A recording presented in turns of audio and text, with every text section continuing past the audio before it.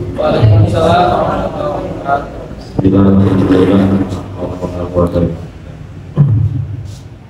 Bapak Kepala SD Nusarian 01 yang saya hormati, Pak Rival selaku CGP Angkatan 8 dari SD Nusarian 01 yang saya hormati pula, dan tidak lupa Bapak Guru mengajar di SMSD Negeri Nusarian 01 yang kami banggakan.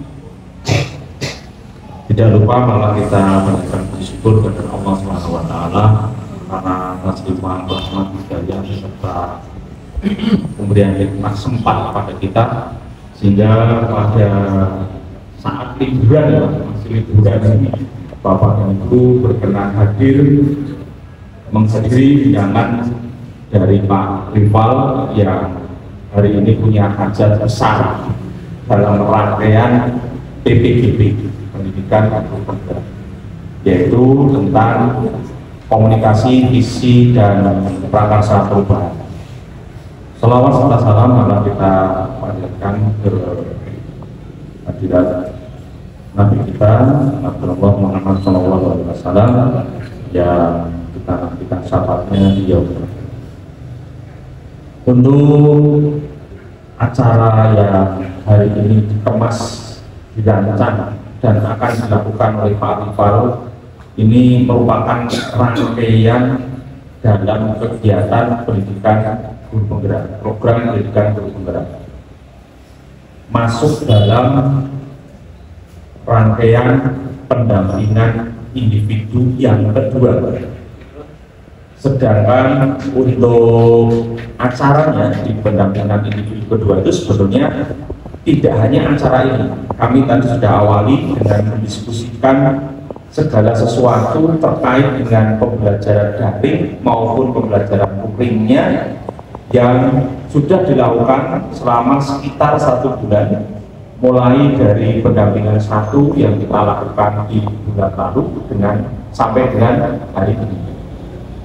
Termasuk apa yang harus Pak Rival lakukan menjadi tagihan dalam proses program pendidikan guru penggerak, yaitu tadi adanya merintis komunitas praktisi. Insya Allah sudah disampaikan pada Bapak. Dan untuk yang di rangkaian acara PI 2 ini diakhiri dengan mengkomunikasikan visi dan prakarsa perubahan dari calon guru penggerak, yaitu Pak Rival. Nah, di acara ini sebetulnya adalah merupakan ajang latihan dari Pak Rival yang dalam program pendidikan guru penggerak ini beliau kan nantinya dikatakan akan dibuat menjadi pemimpin pendidikan, sehingga ada beberapa hal yang bisa dilakukan oleh pemimpin pendidikan itu. Salah satunya adalah dalam rangka menentukan visi dari sekolahnya dan juga melakukan prakarsa perubahan.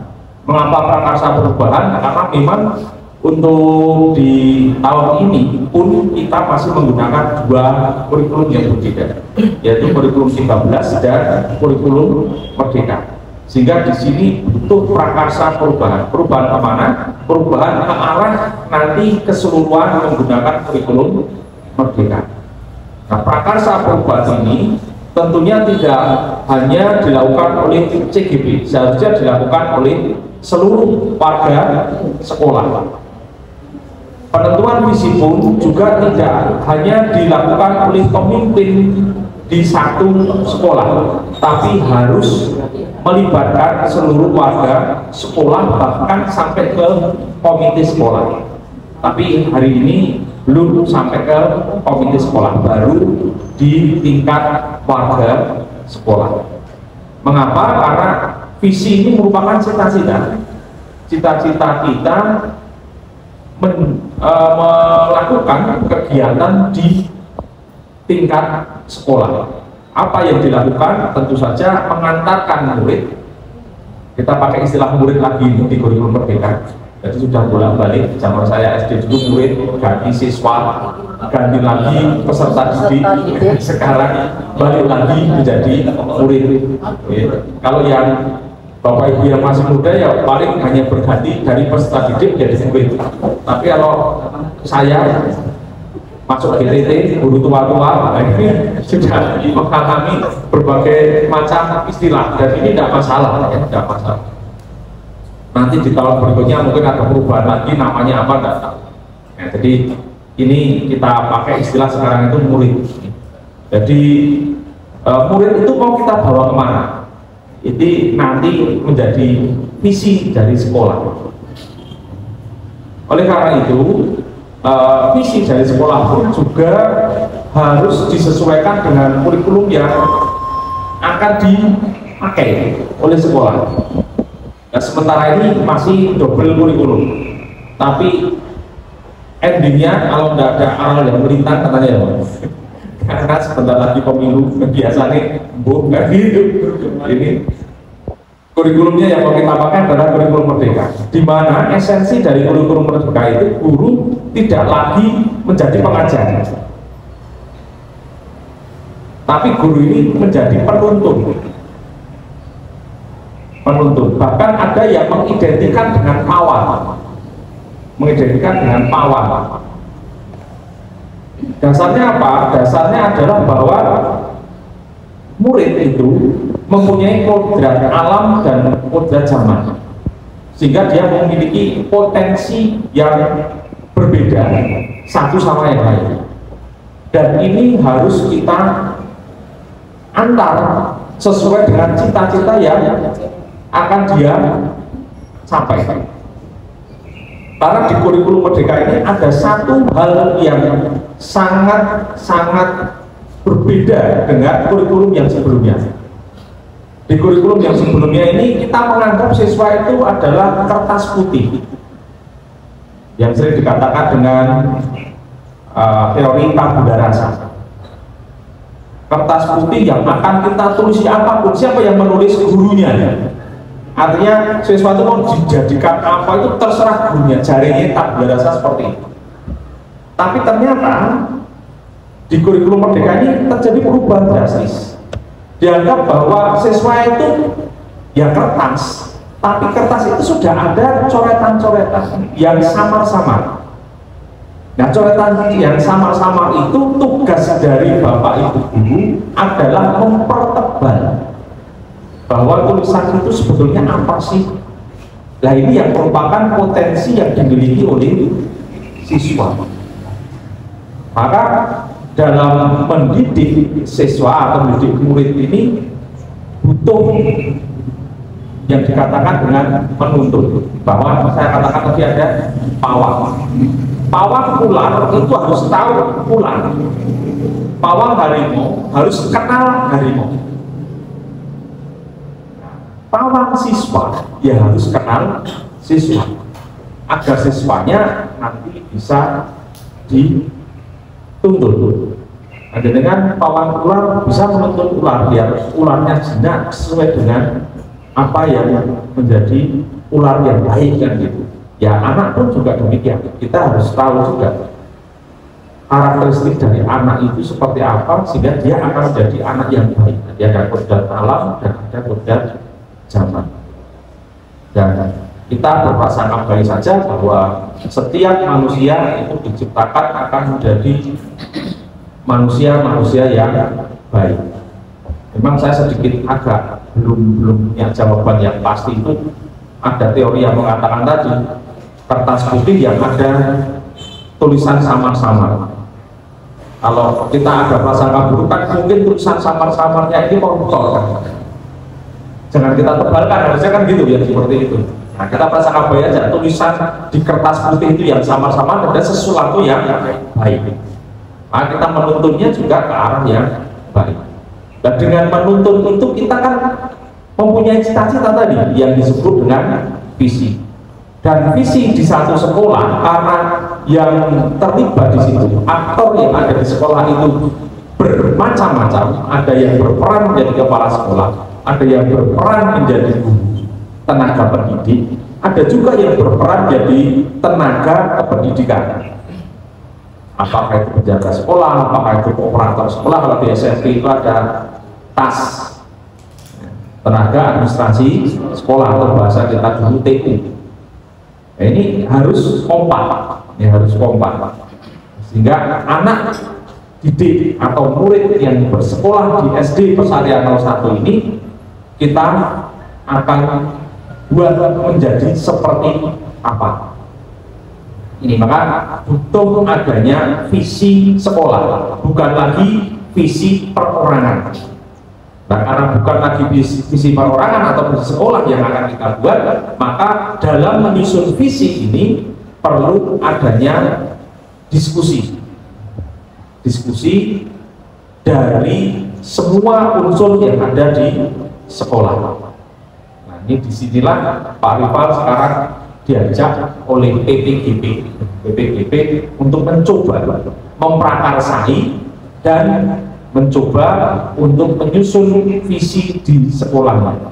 Nah, adapun visi yang nanti akan bisa tersepakati di kegiatan ini bukan terus berarti Pak berarti visi SD Pesarian 01 yang lama diubah, bukan, ya, bukan. Tapi bolehkah diubah dengan hasil kesepakatan ini? Boleh. Paham ya, artinya seperti itu. Jadi bukan dalam rangka kita mengubah visi sekolah loh ini. Tapi kalau visi sekolah ini nanti ternyata hasil kesepakatan dari Bapak dan guru serta yang lain itu terus nganggo baik bagus, lah monggo. Karena Panah Dikir pun juga mempunyai agenda besar nanti menjelang tahun ajaran baru.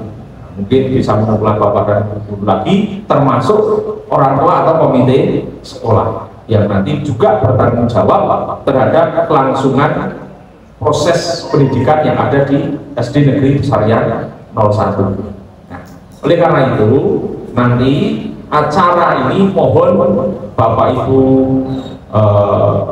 bantu Pak Rifal untuk mencoba mengkomunikasikan visi gagasannya Pak Rifal, visi gagasannya Pak Rifal dengan prakarsa perubahan yang akan dilakukan oleh Pak Rifal terkait dengan pembelajaran atau pendidikan pada umumnya di SD Negeri Pesarian 01. Memang secara gambaran ada aturan atau ada tuntunan terkait dengan pelaksanaan diskusi ini, yaitu yang pertama nanti ada istilahnya apa ya, memutar ulang visi yang sudah ada ya Pak, sudah ya, memutar visi yang sudah ada nanti seperti apa. Kemudian juga untuk tujuan diskusi tadi sudah saya sampaikan, yaitu mendiskusikan cita-cita, kemudian merumuskan atau melanjutkan sehingga terbentuklah kalimat yang sempurna dari kalimat rupan atau kalimat yang belum selesai. Sudah ada Pak, sudah ada. Nanti kalau misalnya kurang nanti bisa dari saya, nanti bisa disampaikan. Oh, ada di slide, oke. Kalau misalnya di slide orang kantor ya nanti pakai satu. Nah, itu di kalimat rupang ini. Kalimat rupang ini isinya adalah ada kalimat yang seharusnya itu lengkap, tapi yang bisa melengkapi adalah dari benak Bapak Ibu masing-masing.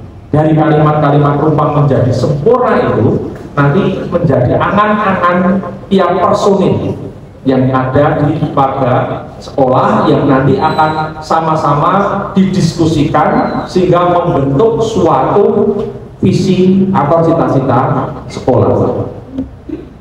Nah, kemudian dari adanya visi yang sudah tersepakati, untuk mencapai visi itu ada misi. Artinya ada tindakan-tindakan apa yang mendukung tercapainya cita-cita tersebut. Ini yang disebut nanti sebagai prakarsa perubahan. Nanti prakarsa perubahannya menurut Pak Rifal atau menurut Bapak dan Ibu itu seperti apa? Inilah yang disebut sebagai langkah-langkah untuk mencapai visi tadi. Jadi itu nanti yang akan dilakukan, sekaligus tadi saya menyampaikan hal ini biar waktunya, karena Pak Rival itu hanya diberi waktu 110 menit selesai. Dan tidak lupa saya mengucapkan terima kasih sekali pada Bapak dan Ibu yang pertama bisa hadir, dan pada Bapak Kepala Sekolah yang sudah bisa memberi, memfasilitasi kegiatan Pak Rival, termasuk tadi disampaikan permohonan maaf. Saya kira tidak perlu permohonan maaf, Pak, itu sudah lebih dari cukup, lebih dari cukup. Jadi bahasanya itu luber-luber, ini sudah luber-luber apa yang disampaikan. Sehingga mari kita bersama-sama melakukan kegiatan ini dengan sepenuh hati, dengan sepenuh hati, sehingga nanti hasilnya pun insya Allah bisa bermanfaat. Saya kira untuk dari saya cukupkan sekian, termasuk saya sudah menyampaikan apa yang seharusnya saya sampaikan nanti, tapi tak rampung sekalian karena mempunyai klinik. Ya, itu matur nuwun dan mohon maaf atas segala kekurangan dari tutur kata saya, mungkin ada yang tidak berkenan. Wassalamualaikum warahmatullahi wabarakatuh.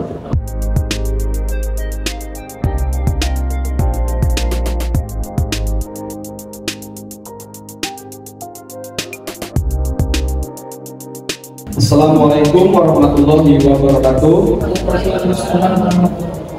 Pada Bapak Kepala Sekolah serta pengajar praktik yang saya hormati, dan rekan-rekan guru serta tenaga pendidik yang saya hormati pula.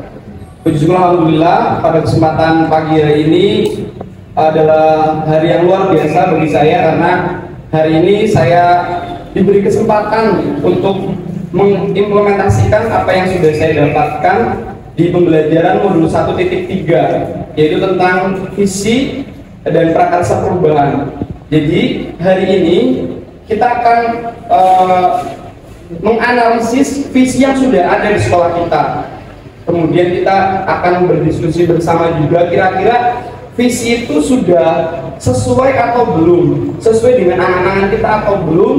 Dan setelah itu kita juga akan membuat prakarsa perubahan dari visi yang sudah ada itu. Jadi kita santai saja, relax, tapi tetap berangan-angan untuk masa depan murid-murid kita. Sekarang seperti yang tadi sudah dijelaskan Pak Sulis, sekarang istilahnya adalah murid kembali. Kemarin sempat peserta didik ya, untuk yang kurikulum 2013 namanya peserta didik atau PD, sekarang kembali lagi menjadi murid. Nah Bapak Ibu sekalian, sebelum kita mulai diskusi, saya akan membacakan sebuah puisi dari presiden pertama kita, yaitu Insinyur Soekarno. Beliau sangat luar biasa menuliskan puisi ini, makanya saya akan membacakan sebentar. Insinyur Soekarno dalam karyanya Aku Melihat Indonesia. Jikalau aku berdiri di pantai Melieu, aku mendengar lautan Hindia bergelora membanting di pantai Melieu itu. Aku mendengar lagu Sajak Indonesia. Jikalau aku melihat sawah-sawah yang menguning menghijau, aku tidak lagi melihat batang-batang padi yang menguning menghijau. Aku melihat Indonesia. Jikalau aku melihat gunung-gunung, Gunung Merapi, Gunung Semeru, Gunung Merbabu, Gunung Tangkuban Perahu, Gunung Kelebet, dan gunung-gunung yang lain, aku melihat Indonesia. Jikalau aku mendengarkan lagu-lagu yang merdu dari Batak, bukan lagi lagu Batak yang kudengarkan, aku mendengarkan Indonesia. Jikalau aku mendengarkan pangkur Palaran, bukan lagi pangkur Palaran yang kudengarkan, aku melihat Indonesia. Jikalau aku mendengarkan lagu Olesio dari Maluku, bukan lagi aku mendengarkan lagu Olesio, aku mendengar Indonesia. Jikalau aku mendengarkan burung perkutut menyanyi di pohon, ditiup angin yang sepoi-sepoi, bukan lagi aku mendengarkan burung perkutut, aku melihat Indonesia. Jikalau hari ini aku menghirup udara, aku tidak lagi menghirup udara, aku menghirup Indonesia. Jikalau aku melihat wajah anak-anak di desa dengan mata yang bersinar-sinar, Pak Merdeka, Pak Merdeka, Pak Merdeka, aku bukan lagi melihat mata manusia, aku melihat Indonesia. Terima kasih.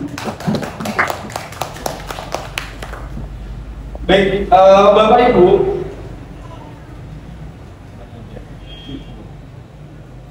bagaimana perasaan Bapak Ibu setelah tadi mendengarkan puisi yang diciptakan oleh Presiden pertama kita, Insinyur Soekarno?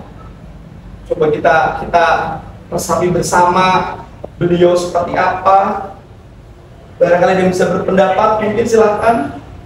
Apa yang Bapak Ibu rasakan semuanya? Kalau menurut saya, Presiden Soekarno itu merasakan kecintaannya terhadap bangsa Indonesia, karena berkali-kali dia menyebutkan negara Indonesia. Ya, sekali. Seperti kita sebagai seorang guru terhadap murid, kita punya cita-cita, kita punya harapan, kita punya angan-angan agar murid kita ingin seperti apa. Ada di tangan kita, murid kita mau dijadikan seperti apa. Seperti yang tadi sudah dijelaskan pengajar praktik kita, bahwa dalam kurikulum Merdeka, murid adalah lembaran kertas yang samar-samar, dan kita yang menebalkanlah murid tersebut sesuai dengan kodrat alam dan kodrat zaman. Oke. Ya, puisi tadi menunjukkan visi presiden pertama kita akan wujud kesatuan dan ragam kekayaan yang ada di Indonesia. Tadi ragam kekayaan di Indonesia sangat luar biasa, tetapi dia tidak memandang itu semuanya. Dia memandang Indonesia. Beliau begitu kuat menggambarkan pesan lewat sepotong puisi. Kita belajar bahwa visi itu sangat penting. Visi dapat disajikan dalam bentuk yang beraneka ragam, dan apapun bentuknya, visi itu harus menyemangati, menggerakkan hati dan kolaborasi anggota dalam satu komunitas.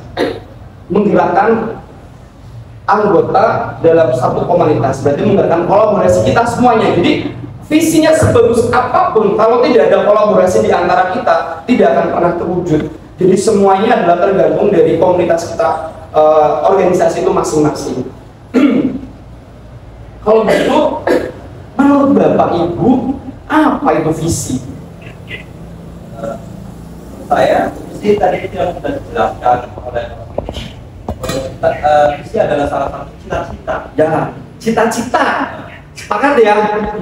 Ada lagi nih cita-cita, harapan, tujuan, betul. Harapan, tujuan yang tentunya kalau kita di organisasi pendidikan, di satuan pendidikan seperti ini, harapan kita adalah harapan kepada murid dan sekolah kita. Bapak Ibu, visi merupakan suatu rangkaian kata. Harapan itu kan bisa sebuah kalimat, ya, yang di dalamnya terdapat impian, betul sekali, seperti yang tadi dikatakan Kepanji, cita-cita atau nilai inti dari suatu lembaga atau organisasi. Bisa dikatakan visi menjadi tujuan masa depan suatu organisasi, benak atau lembaga. Ia berisi pikiran-pikiran yang terdapat di dalam benak para pendiri. Pikiran-pikiran itu adalah gambaran dari masa depan dari organisasi yang ingin dicapai. Ada juga yang berpandangan bahwa visi adalah suatu pandangan tertentu mengenai arah manajemen lembaga. Ini sangat menentukan akan dibawa kemana lembaga yang bersangkutan di masa depan. Adanya visi ini dipengaruhi oleh suatu pandangan bahwa untuk mencapai suatu kesuksesan, sebuah organisasi atau lembaga harus memiliki arah yang jelas. Jadi dalam sebuah organisasi sangatlah penting visi itu. Makanya visi itu harus di-upgrade, harus dirumuskan jika memang mungkin sudah tidak sejalan dengan pemikiran kita. Apalagi dari tahun ke tahun atau dari beberapa tahun sekali itu kadang-kadang ada perubahan seperti itu. Baik, Bapak Ibu, sekarang saya akan mengajak Bapak Ibu untuk bermain, membayangkan atau merangkai mimpi. Kita semua bermimpi, berangan-angan kira-kira murid atau sekolah yang seperti apa yang kita idam-idamkan. Semangat ya Bapak Ibu ya. Santai aja Bapak Ibu. Kemudian nanti saya akan membagikan sticky note. Ada 6 pertanyaan. Bapak Ibu kok agak di titiknya di hapus sedikit. Ada yang di bawah dari di bawah dulu. Jadi di sini ada 5 pertanyaan. Pak Sus masih ada itunya. Yang apa? Pertanyaan yang tadi yang pernah. Jadi Bapak Ibu nanti skip Mas skip.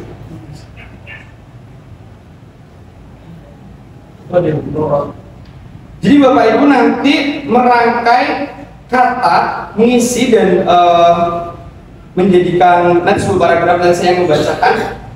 Nanti kalau sudah ditulis 1 lembar sticky note, ini untuk 1 pertanyaan, nanti beda-beda warnanya. Kemudian nanti pertanyaan pertama, saya memimpikan murid-murid yang bagaimana? Yang diimpikan oleh Bapak Ibu semuanya. Nanti ditulis di warna yang berbeda. Nanti saya tulis di situ nama-namanya, Pak sekolah, kemudian dan lain sebagainya, semuanya saya tulis di situ. Nanti ditempelkan sesuai dengan namanya. Langsung saja Bapak Ibu ya, ini pertanyaannya ada 6. Bisa?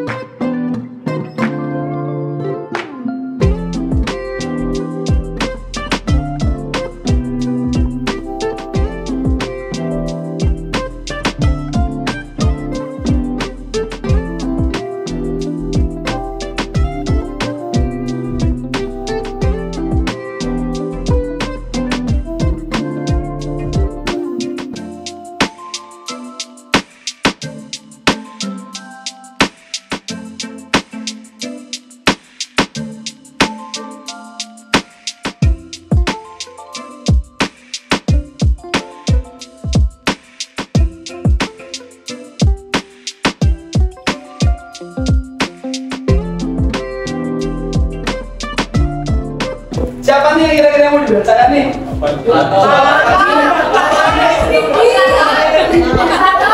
Coba saya pengen lihat impiannya Pak Panji tentang murid dan sekolah idamannya Pak Panji seperti apa? Pak Panji tiba gue. Pak Panji. Ini. Pak Panji memimpikan murid-murid yang aktif dalam pembelajaran serta memiliki attitude yang baik.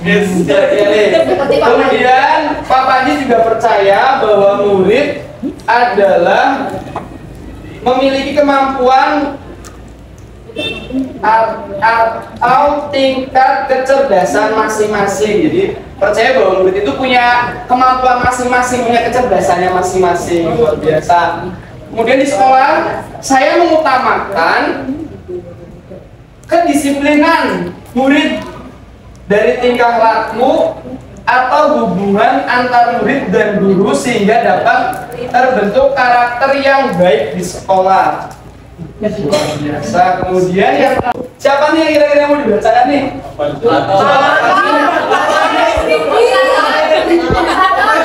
Coba saya pengen lihat impiannya Pak Panji tentang murid dan sekolah idamannya Pak Panji seperti apa. Pak Panji tiba gue. Pak Panji berapa Panji? Oh ini. Pak Panji memimpikan murid-murid yang aktif dalam pembelajaran serta memiliki attitude yang baik. Kemudian Pak Panji juga percaya bahwa murid adalah memiliki kemampuan atau tingkat kecerdasan masing-masing. Jadi percaya bahwa murid itu punya kemampuan masing-masing, punya kecerdasannya masing-masing. Luar biasa. Kemudian di sekolah saya mengutamakan kedisiplinan murid dari tingkah laku atau hubungan antar murid dan guru sehingga dapat terbentuk karakter yang baik di sekolah. Biasa. Kemudian yang menyenangkan dan nyaman. Yang kelima, saya dan guru lain di sekolah saya yakin untuk bahwa jika hubungan antar murid terjalin dengan baik akan terbentuk benar kepada anak atau murid yang mempunyai sikap baik. Yang terakhir, saya dan guru lain di sekolah saya paham bahwa murid merupakan bagian masa depan negara yang menyenangkan dan nyaman. Yang kelima, saya dan guru lain di sekolah saya yakin untuk bahwa jika hubungan antar murid terjalin dengan baik akan terbentuk benar kepada anak atau murid yang mempunyai sikap baik. Yang terakhir, saya dan guru lain di sekolah saya paham bahwa murid merupakan bagian masa depan negara. Impiannya Pak Panji luar biasa. Mudah-mudahan kita bareng-bareng ya Pak Panji bisa menerapkan bersama-sama semuanya. Yang kedua, sekali ini Bu April. Bu Pipi. Pas udah jatuh soalnya. Aku ambil aja. Oke.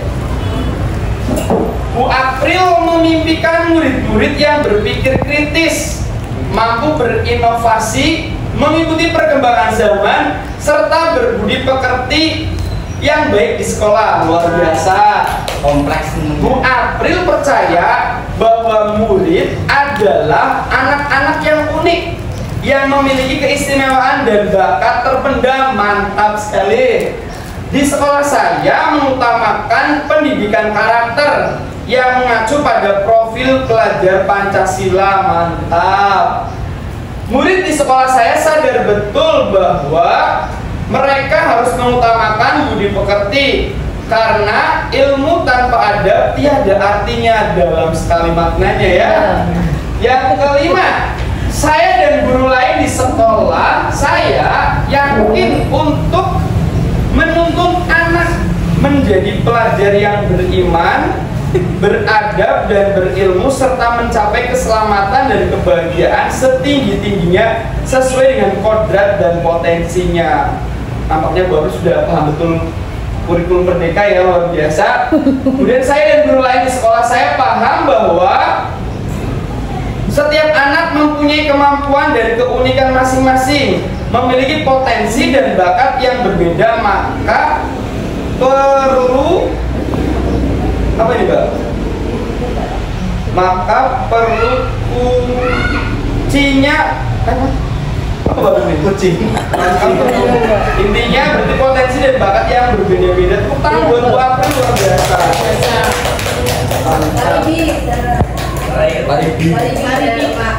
Seperti apa ya kan? Coba ya. 1, 2, 3. Bapak Nadikin, kepala sekolah kita memimpikan murid yang mampu dan memiliki kemampuan untuk mengembangkan minat dan bakatnya secara optimal. Luar biasa. Kemudian Saya percaya bahwa murid itu bukan benda mati yang dapat dibentuk sesuka gurunya atau sesuka hatinya, tetapi memiliki potensinya masing-masing. Kemudian di sekolah saya mengutamakan pengembangan karakter seperti sopan santun dan apa ini Pak? Iya, dan ketaatan beragama, mantap. Kemudian murid di sekolah saya sadar betul bahwa yakin untuk mengembangkan setiap potensi yang dimiliki menjadi bakat yang menjadi bakat. Kemudian saya dan guru lain di sekolah saya yakin untuk mengembangkan kami bukan guru mampu membimbing dengan baik. Baik, saya lanjutkan sambil diminum, tidak apa-apa. Nah, tadi saya recap saja. Tadi banyak yang mengharapkan murid yang religius, pastinya, kemudian berkarakter, mandiri, berpikir kritis, tadi ada di bawah juga, kreatif, inovatif, berwawasan global, disiplin, sehat, dan peduli. Yang pasti kita selalu memimpikan murid-murid yang terbaik. Nah, berikut ini saya tampilkan visi SD kita, Bapak Ibu. Ini adalah visi SD kita yang sudah setahun berjalan. Ini saya ambil di kurikulum 1, yaitu visinya adalah teguh dalam iman dan takwa, luhur dalam budi pekerti, unggul dalam prestasi, peduli terhadap lingkungan. Itu adalah visi dari SD Sarean 1. Visi ini menurut Bapak Ibu, apakah ada yang mungkin dari visi tadi ya Pak? Dari visi ini,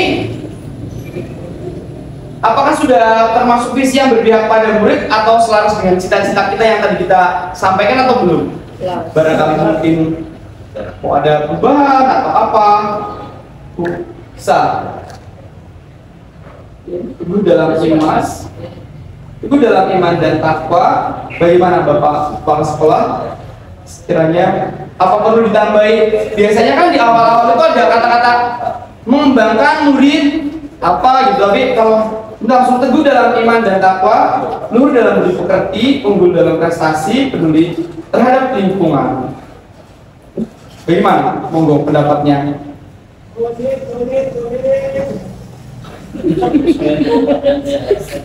Tidak ya Pak ya?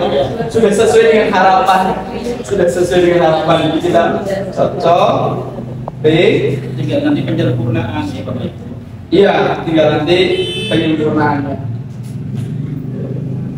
Ada yang disesuaikan, ditambahkan. Nanti tidak ada ya. Kalau nanti kalau ada pun kita bisa sambil berjalan, diselaraskan lagi. Berarti tidak ada. Ini visi dari Sarean. Visi awalnya adalah tadi teguh dalam iman dan takwa, luhur dalam budi pekerti, unggul dalam prestasi, peduli terhadap lingkungan. Ya, berarti tidak ada visi perubahan. Oke.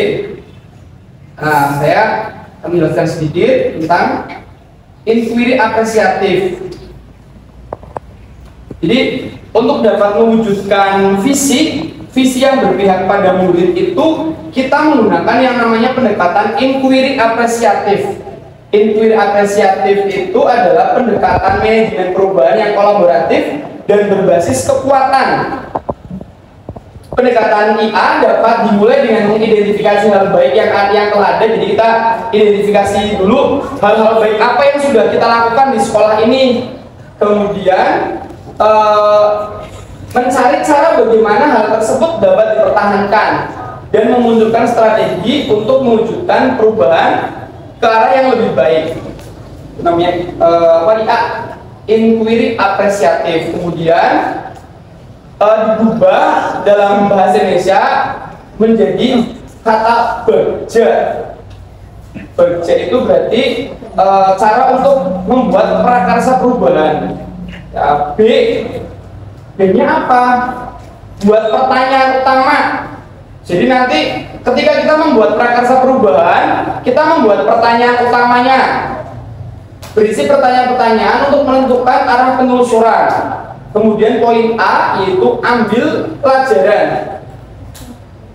Ambil pelajaran berarti memandu bagaimana pengalaman positif dari individu, kelompok, atau komunitas lain yang akan dijadikan pembelajaran.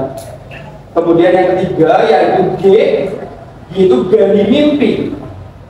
Gali mimpi berarti berupa narasi keadaan ideal jika prakarsa perubahan telah terwujud. Yang berikutnya adalah jabarkan rencana.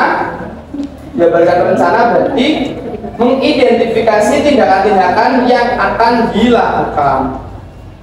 Dan yang terakhir adalah atau eksekusi, yaitu membantu transformasi rencana menjadi nyata. Baik, Bapak Ibu. Nah, dari visi tadi, Bapak Ibu, sekarang kita coba dari visi tadi, visi kita ini teguh dalam iman dan takwa, luhur dalam budi pekerti, unggul dalam prestasi, peduli terhadap lingkungan. Itu kira-kira untuk mewujudkan visi ini kita akan melakukan prakarsa perubahan apa? Itu, mari kita diskusi bersama-sama lagi. Boleh dua-dua. Ini kalau saya sudah saat ini di tugas saya sudah saya untuk prakarsa perubahan dari visi tersebut saya akan mengembangkan pembelajaran yang menyenangkan bagi murid. Nah, kira-kira kita isi bareng-bareng lagi poin 2, 3, 4, dan 5 biar kita bisa mewujudkan visi sekolah kita. Ya Bapak Ibu ya. Sekarang saya kasih waktu untuk diskusi lagi, monggo. Kira-kira prakarsa perubahan apa yang ingin kita lakukan untuk mewujudkan visi sekolah kita? Monggo silakan. Sambil santai saja ya. Oleh berdua-dua.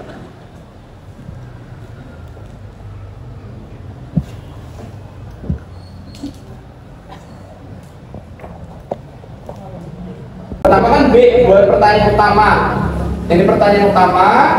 Kemudian pertanyaannya seperti apa? Ini pertanyaan saya. Pertanyaannya misalnya, apa yang harus saya lakukan untuk mewujudkan pembelajaran yang menyenangkan? Nah, tindakannya apa? Jadi kita benar-benar terorganisir ketika kita membuat prakarsa perubahan. Jadi tidak hanya sebuah kalimat saja, tetapi kita betul-betul ada tindakannya. Dan tindakannya di sini adalah mencari informasi dari berbagai sumber mengenai model pembelajaran inovatif dan menyenangkan. Yang pertama itu saya. Kemudian yang kedua, membaca literatur mengenai kegiatan-kegiatan yang menyenangkan yang dapat diterapkan di kelas. Kemudian yang kedua adalah ambil pelajaran. Ambil pelajaran itu apa berarti? Di sini pertanyaan di tahap ini adalah pertanyaan-pertanyaan lanjutan untuk mengenali kekuatan, aset, atau potensi peluang lewat kegiatan penyelidikan. Pertanyaannya misalnya, tindakan apa yang akan dilakukan untuk mewujudkan pembelajaran yang menyenangkan? Artinya yang sesuai dengan kaitannya tadi yang kita prakarsa perubahan yang akan kita lakukan. Kemudian situasi seperti apa sih yang mendukung pembelajaran yang menyenangkan?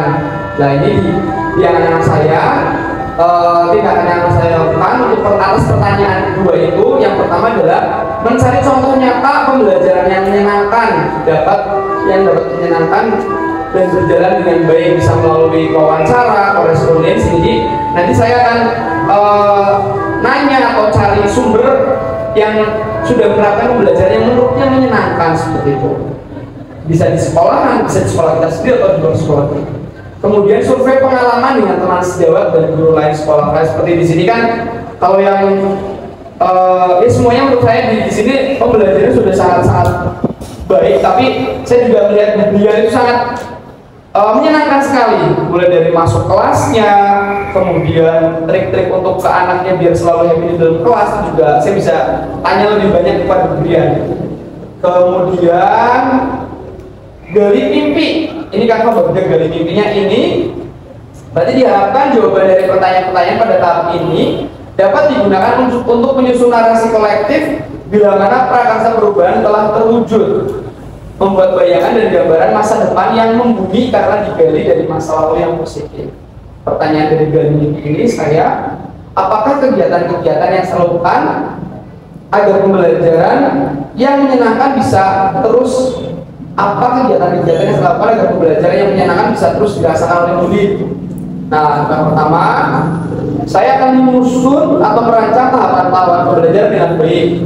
Kemudian, saya akan melakukan tes diagnostik. Tes diagnostik itu berarti untuk mengukur kemampuan anak. Biasanya, saya sebelumnya baru tahu kata-kata tes diagnostik itu baru ini.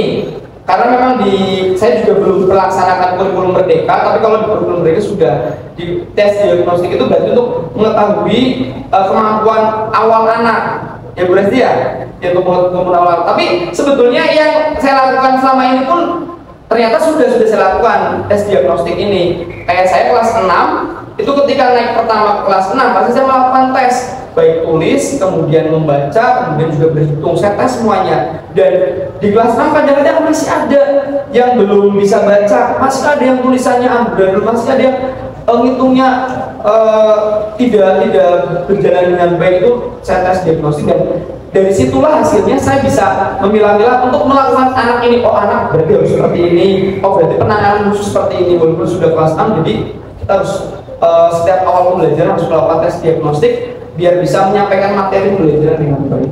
Kemudian merespon kesalahan murid dalam menjawab pertanyaan dengan penuh kesabaran.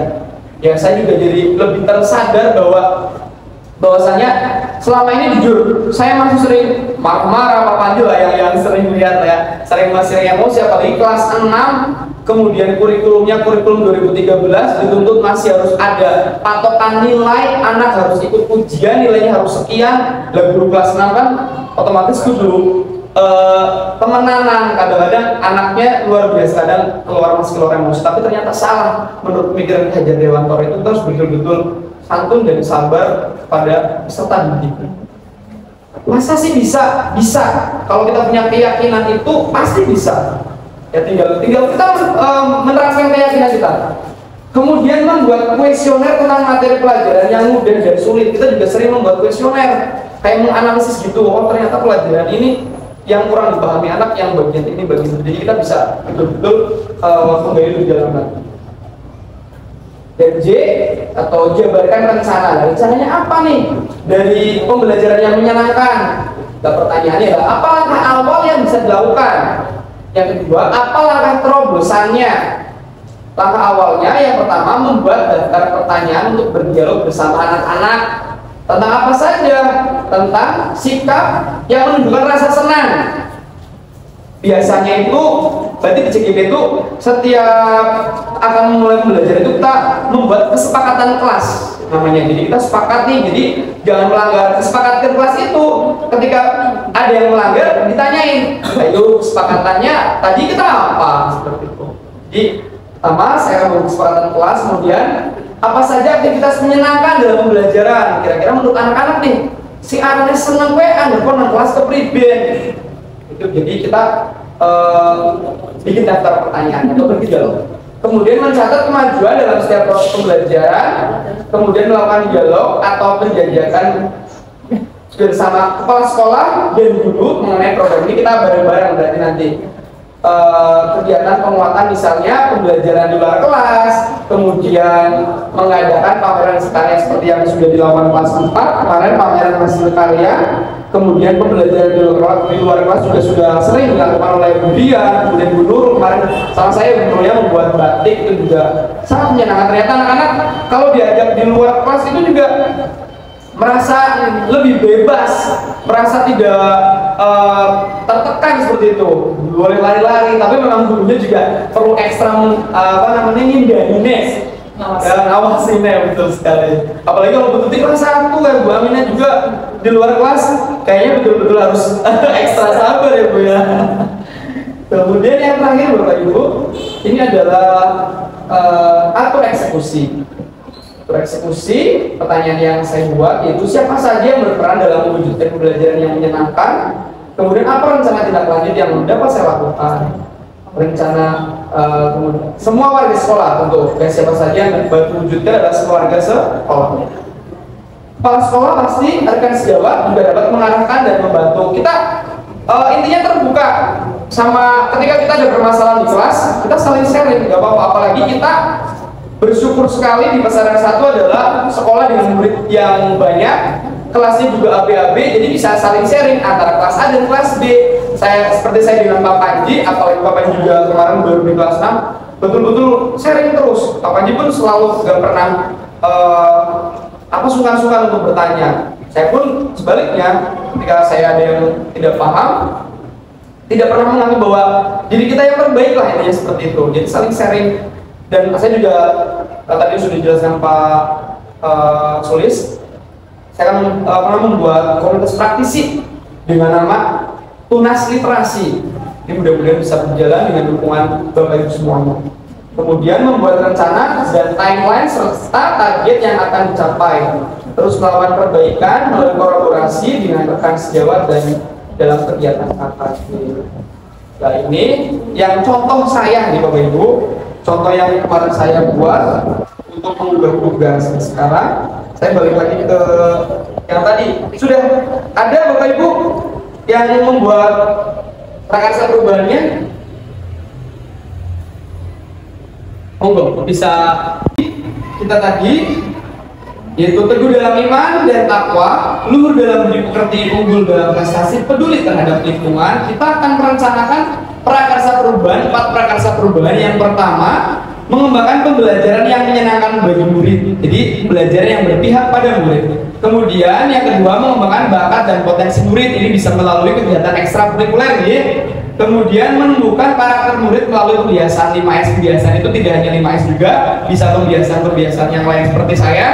Itu kebiasaan ada yang namanya sargica, sargitung, sargibag. Sargica itu sarapan pagi membaca, sargibag itu sarapan pagi menghitung, sargitung. Kemudian sargibag itu sarapan pagi menebak. Jadi 6 hari itu saya bagi dua. Biasanya Senin Selasa itu aku sargica paginya, kemudian hari Rabu Kamisnya itu saya sargibag, sargitung dulu, kemudian cuma Sabtunya baru sargibag. Itu sangat-sangat bermanfaat buat anak-anak. Nah, jadi kemudian yang keempat atau yang terakhir, melakukan pembelajaran berdiferensiasi. Ya, pembelajaran berdiferensiasi itu saya yakin buat kayak Bu Ita, kemudian buat Bu Resti ini sudah paham betul, karena Bu Ita dan Bu Resti itu kan sudah menerapkan kurikulum Merdeka ya. Itu yang sangat-sangat digaungkan kan ini pembelajaran berdiferensiasi. Ada berdiferensiasi produk, berdiferensiasi proses, itu ada bermacam-macam. Saya juga tahunya pas ketika ada CGP, karena memang saya belum di kurikulum Merdeka. Jadi kalau pembelajaran berdiferensiasi itu betul-betul menganalisis anak atau membelajarkan anak itu berdasarkan karakternya masing-masing, tidak menyamaratakan anak seperti itu. Nah, budaya sekolah, Bapak Ibu, jika kita ingin bersama-sama mewujudkan visi, tentu saja kita harus melakukan budaya sekolah dengan baik. Budaya lingkungan sekolah dengan baik. Yang pertama, sekolah meyakini bahwa murid adalah insan yang memiliki pengetahuan, bakat, minat, dan potensi beragam untuk dikembangkan sesuai kodrat alam dan kodrat ilmu. Yang kedua, sekolah mengutamakan pembentukan karakter dan lingkungan belajar yang berpihak pada murid. Yang ketiga, murid di sekolah secara sadar meyakini bahwa untuk berhasil harus terlibat aktif dalam pembelajaran dan mandiri dalam mengembangkan potensi dirinya. Guru di sekolah yakin untuk dapat menuntun tumbuh kembangnya anak, maka guru harus berbenah, menjadi teladan dan bergerak agar tercapai merdeka belajar. Yang terakhir, guru di sekolah meyakini untuk selalu berkolaborasi dengan orang tua, murid, dan pihak terkait agar tercipta lingkungan yang berpihak pada murid. Budaya lingkungan sekolah yang perlu kita kembangkan. Baik Bapak Ibu, akhir kata, mau menjadi guru seperti apa itu pilihan. Mau menjadi guru seperti apa itu pilihan. Gerak dan penggerakkan. Wassalamualaikum warahmatullahi wabarakatuh. Tapi saya minta maaf sebentar Bapak Ibu, mohon maju semuanya ke depan, kita bergandengan tangan, kita berdoa bersama, mudah-mudahan kita dapat mewujudkan visi dan kita dapat mewujudkan sekolah kita menjadi sekolah yang memang berpihak pada murid.